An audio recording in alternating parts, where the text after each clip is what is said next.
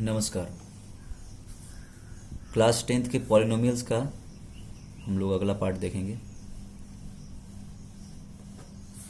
तो पॉलिनोमियल्स में हम लोग पढ़े थे कि पॉलिनोमियल्स क्या होते हैं, उसके जीरोज क्या होते हैं, और उसमें शायद हमने एक एक्सरसाइज 2.1 का जो है 2.1 का जो एक्सरसाइज 2.1 का जो क्वेश्चंस थे, शायद हमको ध्यान नहीं आ रहा है कि उसमें बताया था कि नहीं, लेकिन एक बार और हम लोग देख लेते हैं। उस क्वेश्चंस में कुछ ऐसे ग्राफ दिए हुए थे, ऐसा, फिर उसके बाद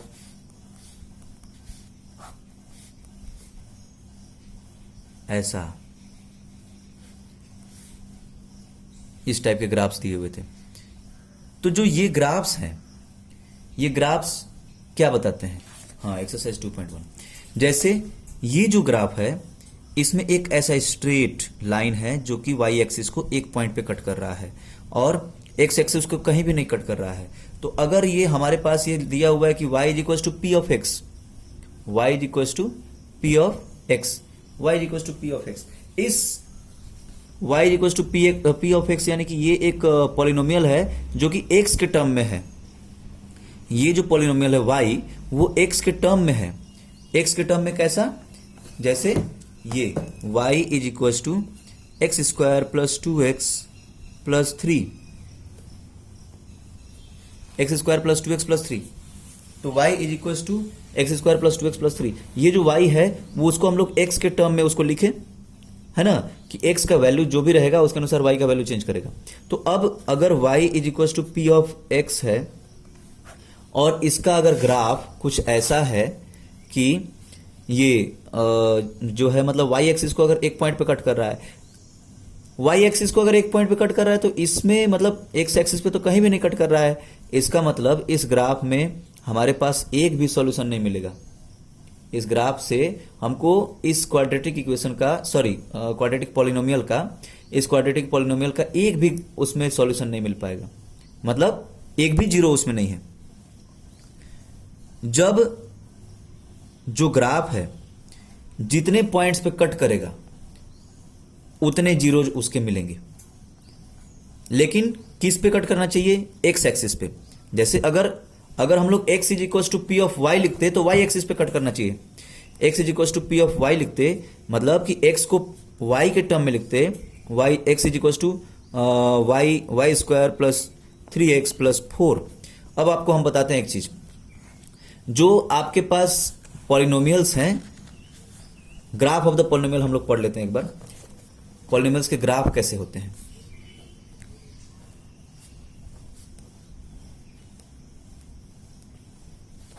पॉलिनोमियल्स में सबसे पहला है लीनियर। तो लीनियर जब पॉलिनोमियल होगा उसका ग्राफ स्ट्रेट लाइन रहेगा, ठीक है, उसका ग्राफ जो है स्ट्रेट लाइन होगा, स्ट्रेट लाइन रहेगा। कोई भी कहीं से भी, मतलब किधर से भी, ऐसा भी हो सकता है। जैसे आप लोग पढ़े होंगे linear equation in one variable, two variable, जो भी है। तो लीनियर इक्वेशन जो होता है उसका हमेशा ग्राफ जो है वो हमेशा लीनियर, यानी कि सीधा, लीनियर मतलब सीधा, तो उसका ग्राफ हमेशा सीधा ही होता है। तो लीनियर पॉलिनोमियल का जो ग्राफ होगा वो हमेशा सीधा रहेगा, ठीक। अब उसके बाद दूसरा है क्वाड्रेटिक पॉलिनोमियल।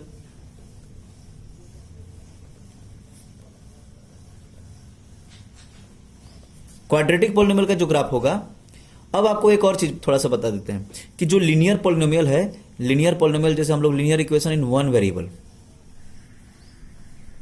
अगर linear equation in one variable है तो वो ये सिर्फ और सिर्फ एक ही पॉइंट को कट करेगा, और वो भी एक ही एक्सिस में, या तो वाई एक्सिस में या तो एक्स एक्सिस में। जैसे linear polynomial in one variable हम लोग एक इक्वेशन लिखते हैं, y is equal to 5, y is equal to 5। तो वो ये y इज इक्वल टू 5 है ना, तो ये y एक्सिस पे 5 पे, जैसे ये 5, मान लीजिए कि ये 5 है, हम लोग 1 2 3 4 कर लेते हैं, 1 2 3 4 और ये 5। तो ये जो पॉइंट है y इज इक्वल टू 5 है ना, y इज इक्वल टू 5 है। तो इसका जो ग्राफ होगा वो एकदम स्ट्रेट होगा, y इज इक्वल टू 5, और x एक्सिस के एकदम पैरेलल होगा, ठीक है, एक्स एक्सिस के पैरेलल रहेगा, वो एक्स एक्सिस को कहीं भी नहीं कट कर सकता है क्योंकि उसमें एक्स है ही नहीं, इस इक्वेशन में एक्स तो है ही नहीं। ठीक है, ये आप लोग देख लीजिए। फिर उसके बाद अगर आप अभी इस 10th क्लास में पढ़ेंगे लीनियर इक्वेशन इन टू वेरिएबल, ये 1 वेरिएबल था और ये 2 वेरिएबल। तो जो 2 वेरिएबल वाला जो ग्राफ होता है वो 2 पॉइंट पे कट करता है। कहां कहां? एक एक्स एक्सिस पे और एक वाई एक्सिस पे, दोनों ही एक्सिस पे कट करेगा क्योंकि उसमें 2 वेरिएबल हैं, जैसे 3x plus 5y is equal to 9, कुछ ऐसा कुछ एक इक्वेशन है, 3x plus 5y is equal to 9 एक इक्वेशन है। वो इस इक्वेशन का ग्राफ ऐसा रहेगा, मतलब x भी है इसमें और y भी है, इसीलिए x एक्सिस पे भी कट करेगा और y एक्सिस पे भी कट करेगा, मतलब वो दोनों उसके जीरोज हो गए, वो दोनों जीरोज हो गए। दोनों जब तक यूज नहीं करेंगे तब तक उस इक्वेशन का सॉल्यूशन हमको नहीं मिल पाएगा। मतलब इसका सॉल्यूशन का मतलब क्या है, इसका जो एलएचएस है वो आरएचएस का इक्वल कब रहेगा? जब x का वैल्यू हम लोग पुट करेंगे, y का वैल्यू पुट करेंगे, तो x और y का जो वैल्यू है वो कहां से पुट करेंगे? जो इसमें जो हम लोग जीरोज जो लिए हैं उन जीरोज को, मतलब इसके जो क्या बोलते हैं सॉल्यूशंस हैं, इसके जो सॉल्यूशंस हैं, जो भी पॉइंट मिला वो पॉइंट का मतलब कोऑर्डिनेट जो है, वो कोऑर्डिनेट को हम लोग यहाँ पे जब पुट करेंगे, उस कोऑर्डिनेट के जो कोऑर्डिनेट्स वैल्यू हैं उनको जब हम लोग पुट करेंगे तब जाकर के हमको इसका सॉल्यूशन मिलेगा। 3x plus 5y is equal to 9। तो ये होता है ग्राफिकल, मतलब उसको सॉल्व करना। तो वैसे ही अब हम लोग देखते हैं कि क्वाड्रेटिक पॉलिनोमियल, एक चीज कि जो लीनियर पॉलिनोमियल था वो उसका जो ग्राफ था हमेशा स्ट्रेट था। अगर वो 2 वेरिएबल में है तो 2 पॉइंट पे कट कर रहा है, एक्स एक्सिस को भी और वाई मतलब कि एक्स एक्सिस को एक पॉइंट पे और एक वाई एक्सिस को एक पॉइंट पे। लेकिन जो हमारा क्वाड्रेटिक पॉलिनोमियल होगा वो कैसा होगा? क्वाड्रेटिक पॉलिनोमियल का जो ग्राफ होगा वो ऐसा होगा, इस टाइप का, पैराबोला। हमेशा इसको पैराबोला बोलते हैं, आप लोग पढ़ेंगे पैराबोला के बारे में 11th क्लास में। तो पैराबोला पैराबोलिक होता है, जो क्वाड्रेटिक पॉलिनोमियल है उसका ग्राफ पैराबोलिक होता है। और पैराबोलिक भी ऐसा कि जैसे ये एक्स एक्सिस है, एक्स एक्स डैश, और ये वाई एक्सिस है, वाई वाई डैश, तो एक्स एक्सिस को 2 पॉइंट पे, क्योंकि क्वाड्रेटिक पॉलिनोमियल जो है हम लोग जैसे मान लीजिए क्वाड्रेटिक पॉलिनोमियल लिखिए कि x square plus 3x plus 4 है ना, x square plus 3x plus 4। तो ये क्वाड्रेटिक पॉलिनोमियल सिर्फ और सिर्फ एक ही वेरिएबल में है अभी, तो एक ही एक्सिस पे 2 पॉइंट पे कट करेगा। ये जो है सिर्फ और सिर्फ x में है, ये जो हमारा पॉलिनोमियल है क्वाड्रेटिक पॉलिनोमियल, ये सिर्फ और सिर्फ x मतलब कि x के टर्म में है। तो x के टर्म में है तो x एक्सिस को सिर्फ और सिर्फ मतलब x एक्सिस को ही कट करेगा, और वो भी 2 पॉइंट पे, क्योंकि जितना उसका डिग्री होता है उतने जीरोज होते हैं। अब इसका डिग्री 2 है तो इसके जीरोज भी 2 होंगे, इसका मतलब कि ग्राफ जो है 2 पॉइंट पे कट करेगा, है ना। तो ये हो गया हमारा क्वाड्रेटिक पॉलिनोमियल का ग्राफ। और अगर मान लीजिए y के टर्म में है तो ये y एक्सिस को 2 पॉइंट पे कट करेगा। अगर ये y के टर्म में रहता, जैसे Y square plus 4y minus 9 कुछ ऐसा है, तो ये y एक्सिस को 2 पॉइंट पे कट करता है। जैसे x एक्सिस को कट कर रहा है वैसे ही y एक्सिस को भी वो 2 पॉइंट पे कट करता है, कुछ ऐसा, या फिर मतलब कैसा भी बन सकता है। अब वो बनाने के ऊपर है आपका, उसको इसका जो वैल्यू आप लेंगे उसके अनुसार फिर जब इसका सॉल्यूशन जब आप निकालेंगे तो वो जो सॉल्यूशन के जो पॉइंट्स को आप लेंगे, तो फिर उस सॉल्यूशन के पॉइंट्स को लेने के बाद आपका ग्राफ कुछ ऐसा बनेगा, पैराबोलिक, है ना, कर्व में। तो ये होता है क्वाड्रेटिक पॉलिनोमियल का ग्राफ, जो कि एक्स एक्सिस में अगर मतलब कि एक्स के टर्म में अगर वो पॉलिनोमियल है तो एक्स एक्सिस को 2 पॉइंट पे कट करेगा, और वाई के टर्म में अगर है तो वाई एक्सिस को 2 पॉइंट पे कट करेगा। इसको आप लोग ख्याल रखिएगा, क्योंकि याद रखिएगा, क्योंकि इसका जो है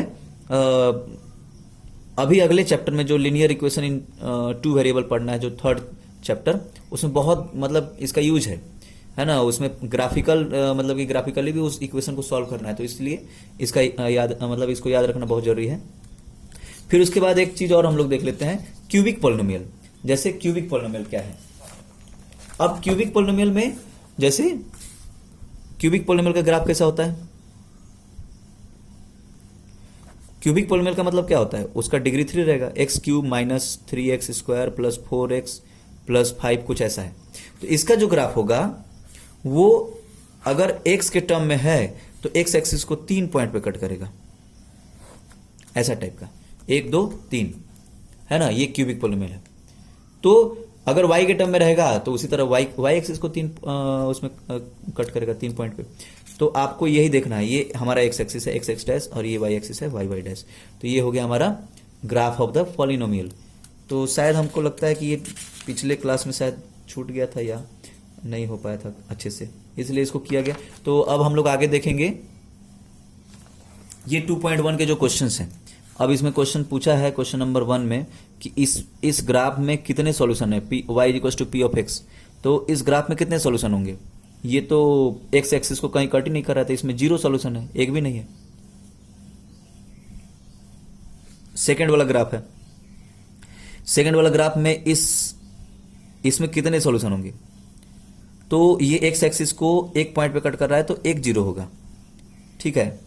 ये इसमें कितने होंगे? तो ये एक्स एक्सिस को 3 पॉइंट पे कट कर रहा है तो इसमें 3 जीरोज होंगे। ये क्यूबिक पॉलिनोमियल हो गया। ये जो है 2 पॉइंट पे कट कर रहा है तो इसमें 2 जीरोज होंगे। ये क्वाड्रेटिक हो गया। अब यहां पर एक्स एक्सिस को 1 2 3 4 पॉइंट पे कट कर रहा है तो इसमें 4 जीरोज हो जाएंगे। तो यही है, जितने पॉइंट पे कट करेगा उतने जीरोज होंगे। अब यहां पर जो है 1 पॉइंट पे कट किया, इन दोनों पॉइंट पे कट नहीं कर रहा है लेकिन टच कर रहा है तो ये भी जीरोज हो गए, तो 3 जीरोज होगा इसमें। तो ये है हमारा ग्राफिकल रिप्रेजेंटेशन ऑफ पॉलिनोमियल। अब हम लोग जीरोज ऑफ द पॉलिनोमियल देख रहे थे, तो आपको एक एग्जांपल नंबर 2 तो हम बता दिए थे। अब एग्जांपल नंबर 3 देखते हैं कि find the zeros of the polynomial x square minus 3 and verify the relation between the zeros and the coefficient. तो देखते हैं इसको कैसे होगा।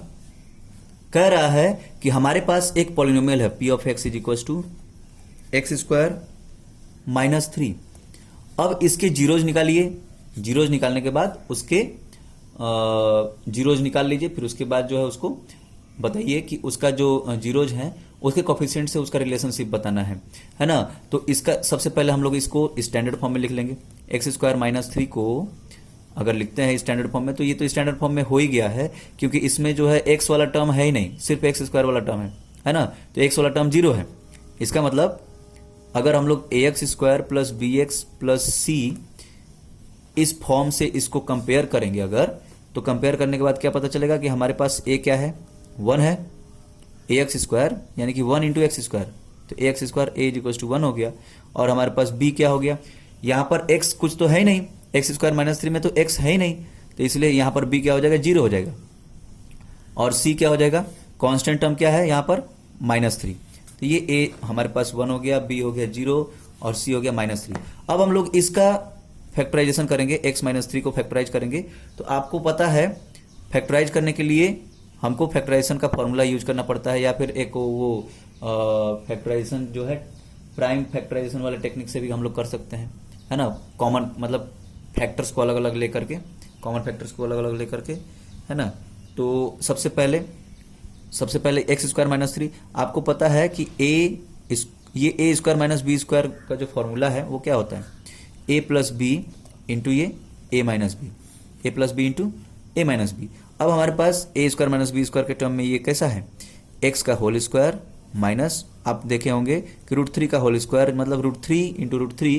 पिछले साल आप लोग पढ़े थे इरेशनल नंबर, तो √3 इरेशनल नंबर है और √3 का स्क्वायर जो है 3 है। तो ए स्क्वायर माइनस बी स्क्वायर के टर्म में आ गया, यानी कि इसको हम लोग क्या लिख सकते हैं, ए प्लस बी इंटू ए माइनस बी। ए की जगह पे यहाँ पर हमारे पास एक्स है, तो एक्स प्लस √3 इंटू यहाँ पे x minus √3।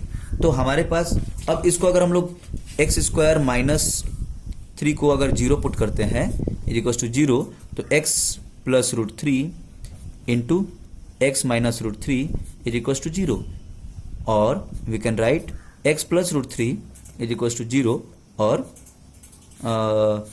x minus √3 is equal to 0। दोनों ही 0 हो सकता है, या तो ये 0 हो सकता है या तो ये 0 हो सकता है, ठीक है। तो x is equal to minus √3 हो जाएगा, ये प्लस √3 उधर जाएगा तो फिर उधर जाकर के ये माइनस √3 हो जाएगा, और x इज इक्वल टू √3 हो जाएगा, ठीक है। तो ये हो गया हमारा एक्स स्क्वायर माइनस 3 का वो सॉल्यूशन। तो हमारे पास 2 सॉल्यूशन हो गए, ये हो गया अल्फा और ये हो गया हमारे पास बीटा, अल्फा और बीटा। अब हमारे पास अल्फा और बीटा मिल गए। अब हमको देखना है, चेक करना है कि क्या alpha plus beta is equal to minus B by A है। हमारे पास माइनस बी यानी कि 0 और ए यानी कि 1।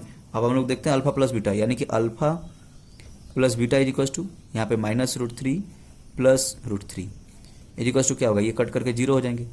और माइनस बी बाई ए क्या है, यहाँ पर बी क्या था, माइनस बी बाई ए अगर हम लोग देखेंगे तो बी की जगह पे 0 है, तो 0 का माइनस वाइनस कुछ तो होता नहीं है, अपन में ए की जगह पे 1, तो 0/1 इज इक्वल टू 0। अब आप बताइए क्या अल्फा प्लस बीटा जो है माइनस बी बाई ए के इक्वल नहीं है, तो अल्फा प्लस बीटा यहाँ पे वो भी 0 आ गया और माइनस बी बाई ए वो भी 0 आ गया, मतलब बराबर हो गया ना, alpha plus beta is equal to minus B by A. अब देखते हैं अल्फा इंटू बीटा जो है वो सी बाई ए के इक्वल है कि नहीं, तो अल्फा इंटू बीटा यहाँ पे चेक कर लीजिए, अल्फा यहाँ पर -√3 और बीटा +√3, तो अल्फा -√3 इंटू ये +√3, तो ये √3 इंटू √3 3 हो जाएगा, और ये माइनस है इसलिए -√3 मतलब -3 सॉरी, तो -3। अब सी बाई ए चेक करते हैं, सी बाई ए क्या होगा, सी यहाँ पर क्या था, सी यहाँ पे था -3 और ए था 1, ए जो है वो 1 था और सी है -3, तो अब हम लोग देखेंगे सी बाई ए यानी कि -3/1, तो ये तो -3 हो गया जो कि अल्फा इंटू बीटा के इक्वल है, तो अल्फा इंटू बीटा जो है सी बाई ए के इक्वल हो गया, है ना, तो ये है हमारा रिलेशन। अब ऐसे ही आप एक्सरसाइज 2.2 जो दिया हुआ है उसके क्वेश्चंस आप बना सकते हैं।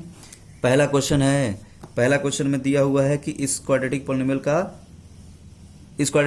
जो दिए हैं उनके जीरोज निकालिए और उनके जीरोज निकाल करके रिलेशन को वेरीफाई करना है, relationship between the coefficients and the zeros, ठीक है, तो इसको वेरीफाई करना है। तो सब पहला का फर्स्ट वाला क्वेश्चन है x² - 2x - 8। अब आप इसको कर ही सकते हैं, वैसा ही है x² - 2x - 8। अब हम लोग सबसे पहले इसको देख लेते हैं, आपको फैक्टराइज करने अगर नहीं आता है तो सीख लीजिए कैसे फैक्टराइज किया जाता है। x² - 2x - 8 is equal to, हम लोग इसको 0 पुट कर दिए। हम पहले सबसे पहले इसको हम लोग ABC लिख लेते हैं। a यहाँ पर हो गया हमारे पास 1, b हो गया -2 और c हो गया हमारे पास -8। तो x² - 2x - 8 is equal to 0, a मिल गया 1, b मिल गया -2 और c हो गया -8। तो अब जो है यहाँ पर सबसे पहले आपको a इंटू सी करना है, a इंटू सी करिए, a इंटू सी, तो a इंटू सी करने पर क्या मिलेगा 1 इंटू -8, क्योंकि ये डायरेक्ट फॉर्मूले पर तो है नहीं, क्योंकि जो डायरेक्ट फॉर्मूला होता है वो क्या होता है, जैसे ये अगर a² अगर कुछ ऐसा भी होता कि a² + 2ab + b² कुछ ऐसा रहता, जैसे ये b का स्क्वायर रहता, तो फिर हम लोग समझ सकते थे। ये तो किसी का स्क्वायर नहीं, ये 2√2 का स्क्वायर है और यहाँ पर अगर 2√2 लेंगे तो मतलब ये चलेगा नहीं। तो इसके लिए हमको क्या करना पड़ेगा, इसको by splitting the mid term, इसको बोलते हैं by splitting the mid term splitting method है फैक्टराइजेशन का। तो मिड टर्म स्प्लिटिंग मेथड कैसे, यहाँ पर a इंटू सी किया सबसे पहले, तो a इंटू सी किए तो हमारे पास 1 इंटू -8 यहाँ पे मिल गया -8, और हमारे पास b क्या है, b है -2, ठीक है ना। तो अब ये -2 जो है, अब हमको क्या करना पड़ेगा, इस मिड टर्म को जो -2 है इसको ऐसा स्प्लिट करना है कि प्लस या माइनस करने पर, प्लस ऐसे टर्म्स में स्प्लिट करना है कि प्लस और माइनस करने पर -2 आ जाए, लेकिन जब इंटू करें उन दोनों टर्म्स को तो -8 आना चाहिए। कैसे करेंगे, उसके लिए सबसे पहले आपको क्या करना पड़ेगा, जो 8 है उस 8 का प्राइम फैक्टराइजेशन निकालना पड़ेगा। तो 2 से डिवाइड करिए 4 टाइम्स, फिर 2 से डिवाइड करिए 2 टाइम्स, फिर 2 से 1 टाइम्स, यानी कि 8 is equal to 2 into 2 into 2। अब हमारे पास 8 के फैक्टर्स क्या क्या हो गए, 2 हो गया, ठीक है, 2 2 जा 4 हो गया, ठीक है, और ये 8 2 2 जा 4 2 जा 8 हो गया, और 1 तो है ये है, तो ये 4 फैक्टर्स हो गए। अब इन चारों फैक्टर्स में से आपको ये देखना है कि कौन से ऐसे 2 फैक्टर लेंगे जिनको प्लस या माइनस करने पर -2 आए, है ना, और इंटू करने पर -8 आए। तो अभी हम लोग चेक करते हैं, 1 2 2 1 जा 2 नहीं होगा, 2 4 जा 8 हो सकता है। तो अब हम लोग देखते हैं कि 2, अब हम लोग क्या देखेंगे कि क्या उसमें प्लस या माइनस क्या करेंगे, मतलब प्लस करेंगे कि माइनस करेंगे कि जिससे कि -2 आएगा। अगर हम लोग यहाँ पर 2 - 4 कर देंगे तो -2 आ जाएगा, यानी कि 2 माइनस 4 करने पर -2 आ गया, और 2 और -4 को जब इंटू करेंगे आपस में, 2 इंटू जब -4 करेंगे तो ये -8 आ जाएगा। तो हमारे पास मतलब कहने का मतलब कि एक फैक्टर हो गया 2 और दूसरा फैक्टर हो गया -4। तो अब उसी को यूज करना है, यानी कि जो x square minus 2x minus 8 is equal to 0 है, इसको आप क्या लिख सकते हैं, x square plus 2x minus 4x plus 2x minus 4x, मतलब 2 में से जब 4 को माइनस किया माइनस 8 इज इक्वल टू 0, 2 में से जब 4 को माइनस किया तो -2 आ गया, 2 माइनस 4 इज इक्वल टू -2, यानी कि x square plus 2x minus 4x is equal to minus 8 is equal to 0। तो x square plus 2x minus 4x minus 8 is equal to 0। हमारे पास 2x में से जब 4x को माइनस करेंगे तो हमारे पास ये -2 आ जाएगा, है ना। तो ये -2 लाने के लिए हम लोग क्या किए, 2x में से 4x को माइनस कर दिए, तो x square minus 2x plus 2x minus 4x, और -8 तो था ही, क्योंकि 2 इंटू -4 तो -8 हो ही गया, है ना। तो उस ये जो मिडिल टर्म है इसको हम लोग स्प्लिट कर दिए क्या, 2x माइनस 4x। आपको सबसे ज़्यादा ध्यान इसी पे देना है, मिडिल टर्म पे। ये बाकी पे कुछ नहीं, बाकी को कुछ करना ही नहीं है, सिर्फ और सिर्फ मिडिल टर्म को देखना है। मिडिल टर्म को ऐसा स्प्लिट किए हम लोग, ऐसा स्प्लिट किए जिससे कि फिर वो प्लस या माइनस करने पर -2 आ गया और इंटू करने पर -8 आ गया। तो 2 और उसके जो कोफिशिएंट्स हैं, तो इसका जो कोफिशिएंट हो गया 2 और इसका -4, 2 माइनस 4 जो -2 आ गया, और 2 इंटू -4 जो है -8 आ गया। तो कहने का मतलब कि अब हम लोग आसानी से इसको इसमें से कॉमन ले सकते हैं, इन दोनों टर्म्स में से, और इन दोनों टर्म्स में से भी कॉमन ले सकते हैं। इन दोनों टर्म्स में से क्या कॉमन लेंगे, क्या क्या है इन दोनों में, इसमें x स्क्वायर है, इसमें x है, ठीक है। एक वेरिएबल है जो कि दोनों में कॉमन है, x, इसमें स्क्वायर में से x कॉमन है ना, मतलब स्क्वायर में x है, इसमें भी x है, तो x कॉमन है, तो x को कॉमन ले लिया तो क्या बचा यहाँ पे, x प्लस 2, और यहाँ पे -4 अगर कॉमन लिया, -4 कॉमन लिया, क्योंकि ये -4 और ये -8, तो -4x -8, तो इन दोनों में तो मतलब क्योंकि 8 का तो फैक्टर है ही 4, तो इसलिए हम लोग अगर -4 कॉमन लेंगे तो यहाँ पे क्या बचेगा, x बचेगा, और यहाँ पे क्या बचेगा, -4 से अगर -8 को डिवाइड करेंगे तो +2 बच जाएगा, तो ये हो गया 0। अब इन दोनों टर्म्स में से, इन दोनों में से, इस टर्म में से ये पूरा का पूरा एक टर्म हो गया, इस पूरे टर्म में से, और ये भी एक टर्म हो गया, तो दोनों टर्म्स में से x प्लस 2 को कॉमन ले सकते हैं ना, क्योंकि दोनों में तो x प्लस 2 है ही। तो यहाँ क्या बचेगा, x बचेगा, और यहाँ क्या बचेगा, -4 इज इक्वल टू 0। तो अब हमारे पास x प्लस 2 और into x minus 4 is equal to 0, तो यानी कि x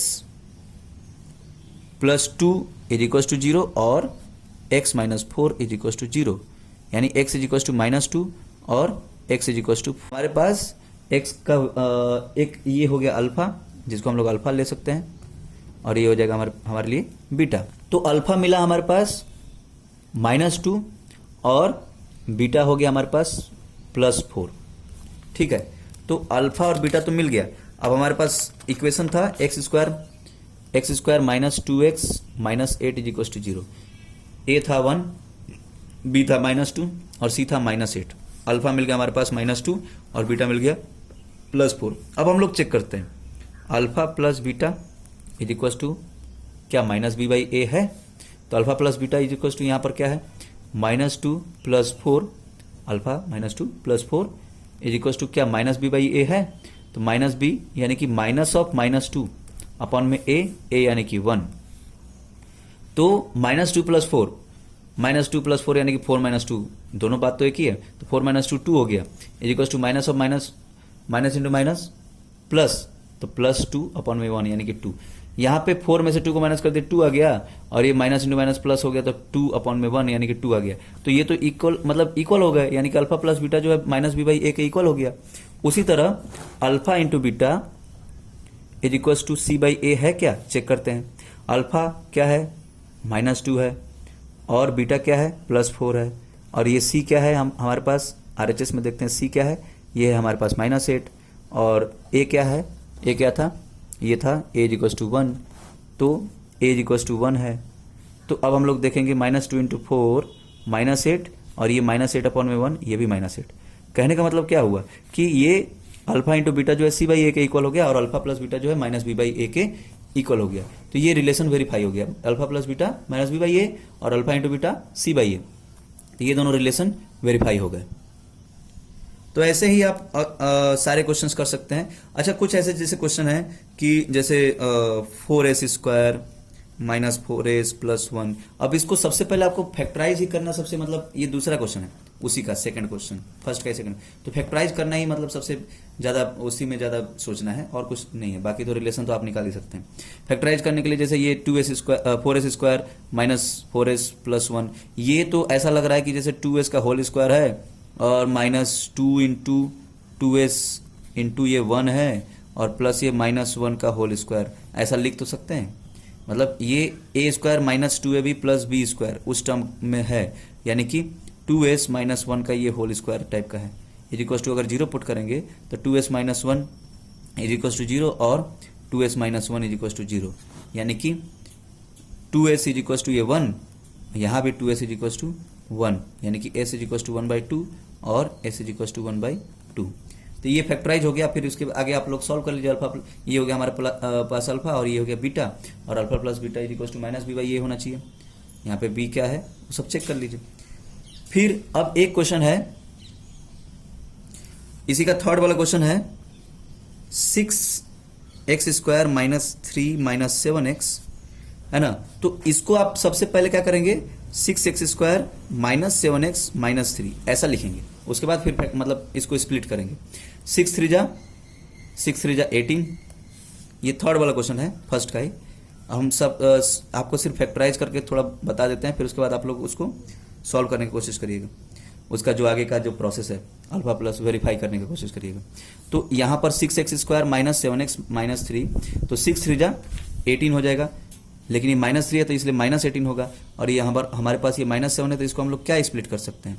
अब ये 18 का फैक्टराइज प्राइम फैक्टराइजेशन निकालिए। 2 से 9 टाइम्स, 3 से 3 टाइम्स, 3 से 1 टाइम्स, तो ये हमारा हो गया 6x² माइनस 7x माइनस 3, यानी कि अब ये इसको हम लोग क्या लिख सकते हैं, 6x² माइनस, यहाँ पर क्या क्या है, 18 के फैक्टर्स क्या क्या हैं, 18 के फैक्टर्स क्या क्या होते हैं, 1 है, 2 है, 3 है, 6 है, 9 है और 18 है। तो ये सब इसके फैक्टर्स हो गए, जो मतलब फैक्टर्स मतलब जिससे वो डिवाइड किया जा सके। तो ये इन सब नंबर से वो डिवाइड हो सकता है और किसी से तो होगा नहीं। तो इसमें से 2 ऐसा नंबर लेना है जिसको फिर प्लस या माइनस करने पर -7 आए और इंटू करने पर -18 आए। तो इसमें से अगर हम लोग 2 और 9 को लेंगे तो 2 - 9 करेंगे तो -7 तो आ जाएगा, है ना। और 2 9 जा 18 तो होता ही है। तो 6x² minus 2x sorry plus 2x minus 9x minus 3 is equal to 0 put कर देते हैं। ठीक है, ये 6x² plus 2x minus 9x minus 3 is equal to 0। अब ये इसको आप सॉल्व कर लीजिए। 6x² यहां पर था ना, एक बार फिर से लिखते हैं, plus 2x minus 9x minus 3 is equal to 0। तो इन दोनों में से, इन दोनों टर्म्स में से अगर हम लोग 2x को कॉमन लेंगे, क्योंकि यहां पर 6 मतलब 6 और 2 दोनों का जो है कॉमन फैक्टर तो 2 है ना, तो 2 और ये x² और ये x, इन दोनों का कॉमन फैक्टर है x, तो 2x को अगर कॉमन लेंगे तो यहाँ पर आ जाएगा 3x प्लस ये 1, और ये माइनस, अगर इन दोनों में से -3 को अगर कॉमन लेंगे तो यहाँ भी 3x प्लस ये 1 आ जाएगा इज इक्वल टू 0। अब यहाँ पर इन दोनों टर्म्स में से 3x प्लस 1 को अगर हम लोग कॉमन लेते हैं तो यहाँ क्या बचेगा 2x और यहाँ बचेगा -3 इज इक्वल टू 0। अब ये 3x plus 1 is equal to 0 और 2x minus 3 is equal to 0, यानी कि 3x इज इक्वल टू -1 और यहाँ पे 2x इज इक्वल टू 3। अब ये x इज इक्वल टू यहाँ पे क्या लिख सकते हैं आप, -1/3 और ये x इज इक्वल टू ये 3/2। तो ये हो गया हमारा, इसका मतलब अल्फा मिल गया और बीटा मिल गया। अब आप इसको सॉल्व करिए आगे, alpha plus beta is equal to -b by ये है कि नहीं है। फिर उसके बाद ऐसे ही क्वेश्चंस हैं, इसको आप बनाइएगा, बना करके इसको फिर कंप्लीट करिए। नमस्कार, धन्यवाद। अगली क्लास में हम लोग इसका जो सेकंड वाला क्वेश्चन है उसको अगली क्लास में करेंगे।